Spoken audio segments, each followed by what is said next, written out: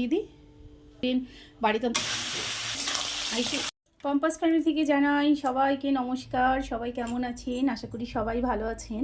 আজকে আমি রান্না করব ট্যাংরা মাছের রেসিপি হবে ফুলকপি দিয়ে। প্রথমে মাছগুলোকে ভালো করে লবণ দিয়ে ডলে ডলে ধুয়ে নিয়েছি, কারণ এগুলোতে আঁশ নেই। আঁশ ছাড়া মাছে একটু তেল ছিটকায়, তাই একটু লবণ দিয়ে ভালো করে ধুয়ে নিলাম। এবার মাছটাকে আমি একটু খুব ভালো করে ম্যারিনেশন করে দেবর মধ্যে লবণ, হলুদ আর সর্ষের তেল দিয়ে একটু ম্যারিনেশন করে নেব, তাহলে তেলটা কম ছিটকাবে। তাহলে মাছটাকে ম্যারিনেশন করে নিই। দিয়ে দিচ্ছি পরিমাণ মতন লবণ, পরিমাণ মতন হলুদ, আর দেব অল্প একটু সর্ষের তেল দিয়ে এটাকে ভালো করে ম্যারিনেশনটা করে নিই। এই যে আমার ম্যারিনেশনটা হয়ে গেছে। এই যে আমি মাছের ঝোল করার জন্য নিয়ে নিয়েছি বড় বড় সাইজ করে ফুলকপি কেটে নিয়েছি একটা গোটা আলু এরকম সাইজ করে কেটে নিয়েছি একটা টমেটো, 3টে কাঁচা লঙ্কা, যেহেতু লঙ্কাগুলো বেশ ঝাল ওই জন্য 3টে নিয়েছি, আর নিয়েছি ধনেপাতা, আর মশলাতে নিয়েছি একটু জিরের গুঁড়ো আর একটু কাশ্মীরি লঙ্কার গুঁড়ো, আর আমার একটু গোটা জিরে লাগবে, ওটা তেলে ফোড়ন দিতে।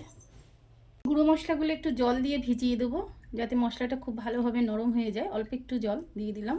তো ভেজে গেছে। এবার আমি মাছ ভাজার জন্য সর্ষের তেল দিয়ে দিচ্ছি পরিমাণ মতন। সর্ষের তেলটা একটু ভালো করে গরম দিয়ে আমি লাল লাল করে ভেজে নিই। মাছগুলোকে একটু উল্টে দিই। ভাজা হয়ে গেছে পিঠটা, আর একটু ভেজে নেওয়া যায়, উল্টে দিই। এবারে মাছ ভাজা তেলের মধ্যেই দিয়ে দেবো 1 চামচ, এই ছোটো চামচে 1 চামচ জিরে ফোড়ন দিয়ে দিলাম। দেবো কাঁচা লঙ্কা, বা দেবো আলুগুলো,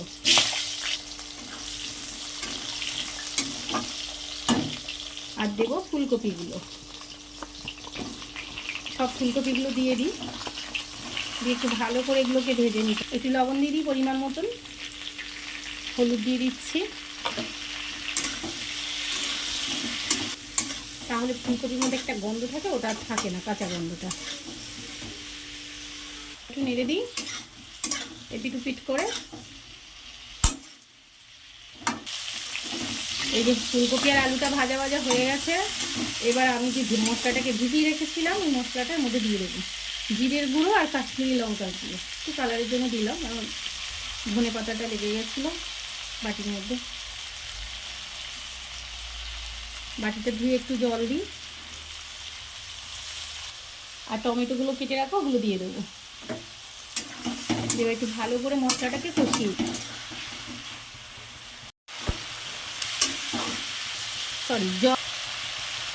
জল দিয়ে দিচ্ছি।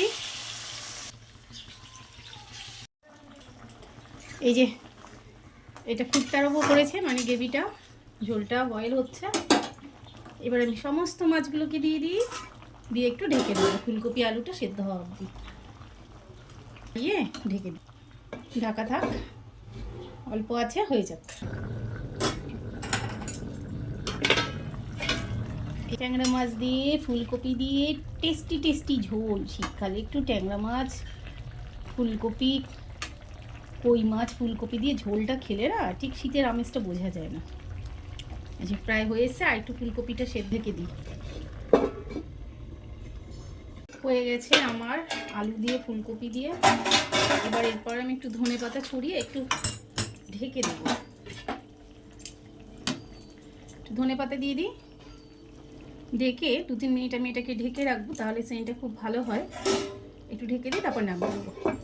আর পেঁপে ফুলকপি দিয়ে আলু দিয়ে মাছের ঝোল ট্যাংরা মাছ দিয়ে সাইড দিয়ে তেলও ছেড়ে দিয়েছে, তার মানে আমার মাছের ঝোলটা রেডি হয়ে গেছে। এবার আমি এটাকে নামিয়ে নিই, গ্যাসটাকে অফ করে দিই, ঝোলটাকে গামলার মধ্যে ঢেলে দিই।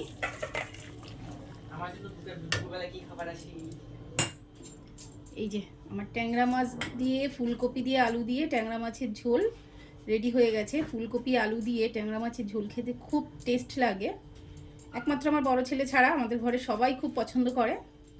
আমার বড় ছেলে হাতি ঘোড়া মোষ কপালেরই দোষ, আমার বড় ছেলে খায় না।